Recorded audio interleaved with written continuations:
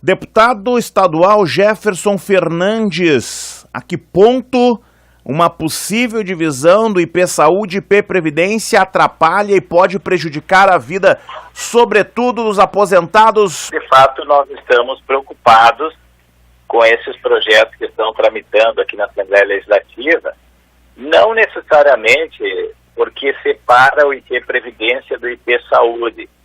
Até nós temos uma simpatia sobre essa separação, porque entendemos que pode ser administrado sim com mais competência o plano de saúde, que envolve por volta de 1 milhão de pessoas, daquele que é o plano de previdência, que embora diminua sensivelmente, daí são 320 mil pessoas, mas veja que mesmo assim é um contingente muito expressivo.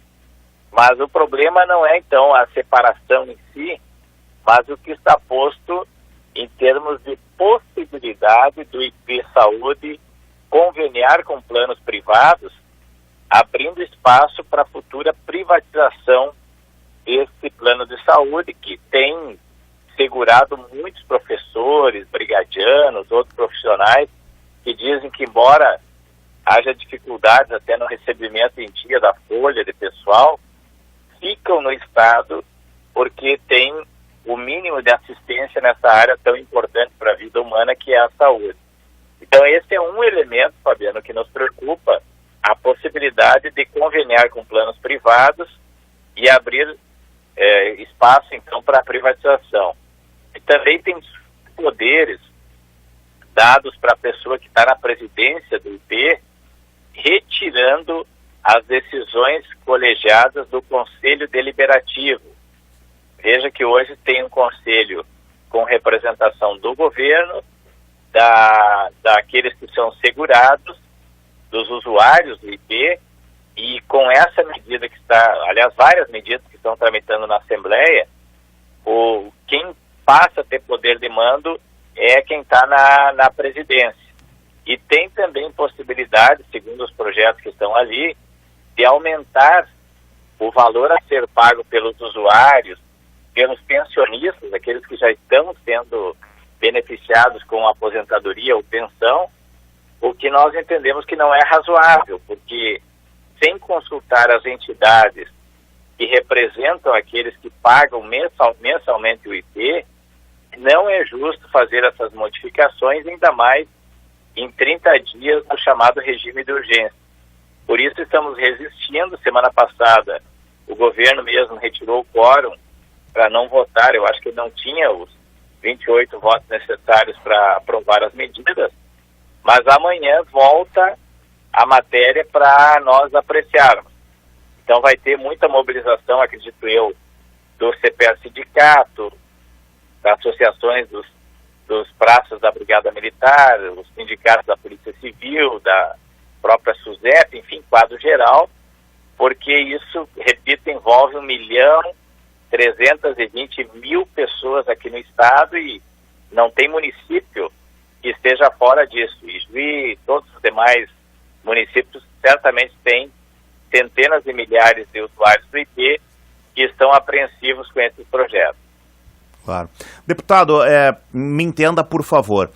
Quando a gente fala em reforma, qualquer que seja ela, nós tivemos a reforma trabalhista em âmbito federal, a reforma da Previdência que é discutida em âmbito federal, essa questão agora do IP em âmbito estadual.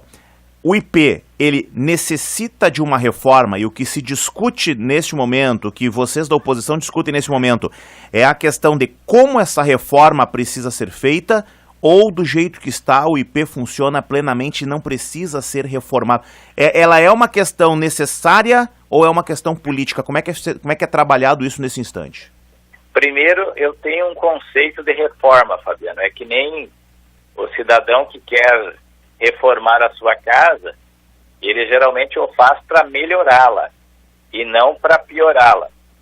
O que o governo tem feito, tanto aqui no estado quanto em nível federal, o Temer, ele chama de reforma, mas na prática aponta para uma destruição daquele órgão. Sim. Se tratando de reforma para melhorar, nós entendemos que é necessário sim, o IP precisa de essa separação do IP Previdência e do IP Saúde, é uma medida que de fato dá fortalecimento para cada um dos planos.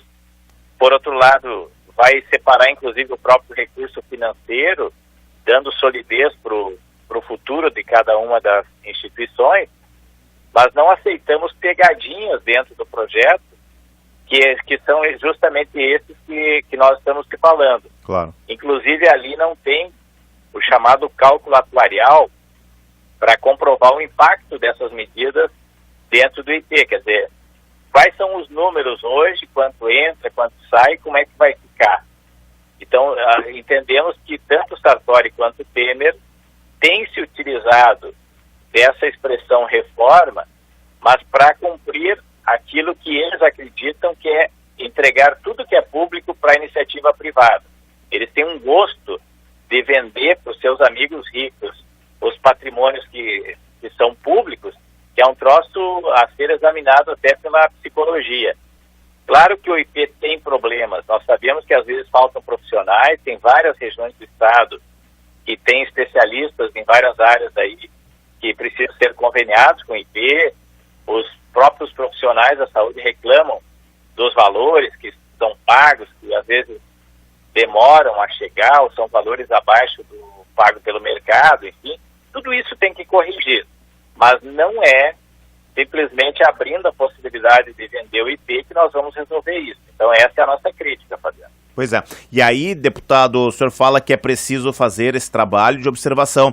E para que lado partir, então, neste momento, considerando que se comece do zero? A discussão, o senhor vai dizer que ela se faz necessária. Considere que a discussão já foi feita. Vamos partir desse início.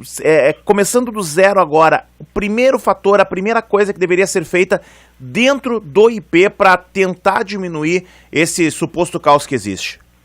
Nós fizemos uma audiência pública no final do ano passado com vários especialistas que representam diferentes setores que contribuem para o IP, e naquela audiência pública saíram propostas muito boas que até nos causa surpresa agora o governo voltar atrás, porque naquela ocasião o presidente do IP se comprometeu a inserir através de emendas as sugestões que ali estavam sendo postas. A primeira coisa, que não fique superpoderes nas mãos de apenas uma pessoa, que tenha um colegiado, como é normal em qualquer instituição democrática, o Conselho Deliberativo ter poder maior do que a pessoa que está na presidência. Até porque quem está na presidência geralmente é um cargo político, vai ficar os 4 anos e depois sai. O Instituto tem que ser de Estado, mais sólido do que só uma posição política. Por outro lado, não dá para, em hipótese alguma, abrir a possibilidade de vender parte do IP ou conveniar parte do IP, o nome às vezes é uma coisa, mas na prática quer dizer outra, com planos privados. Quem tem plano privado sabe que isso não é mil maravilhas, os planos privados hoje funcionam de forma muito irregular. Uma coisa é quando vende o plano para a pessoa e depois quando vai precisar do serviço é outra. Então o IP tem que ser consertado não na ótica de mercado. Se o mercado fosse uma maravilha, não teria tantos reclames dos planos privados. E por outro lado, nos apresentar essa questão dos cálculos. Como é que fica efetivamente a receita, a despesa do IP a partir de agora. Nesses termos, nós aceitamos separar o IP Previdência do IP Saúde, sem problema nenhum. Tem outros elementos, como, por exemplo, só reajustar o pagamento das tarifas a partir de autorização do próprio Conselho Deliberativo, que isso seja apresentado também planilha de custos e não ao bel prazer de quem está na presidência do IP. Se esses elementos, Fabiano, forem inseridos, nós, a oposição, não vamos ter problema em votar a favor dessas modificações, mas o governo está se mostrando irredutível até o presente momento. Claro. Existe, então, o interesse, isso é sempre importante frisar, existe o interesse da oposição nesse trabalho, nessas modificações que precisam ser feitas dentro da instituição, desde que, evidentemente, o diálogo aconteça e que essas modificações, essas propostas por parte da oposição sejam avaliadas também por parte do governo. Então é essa a ideia que vocês têm no momento. Exato, nós entendemos que o IP tem como melhorar a gestão dele, a forma de organização dele, sem problema nenhum. Nesse item, nós temos sintonia com o governo. Agora, os elementos que vêm dentro do projeto, que visam todos esses perigos que eu falei, é o que nos preocupa. Deputado Jefferson Fernandes, do PT,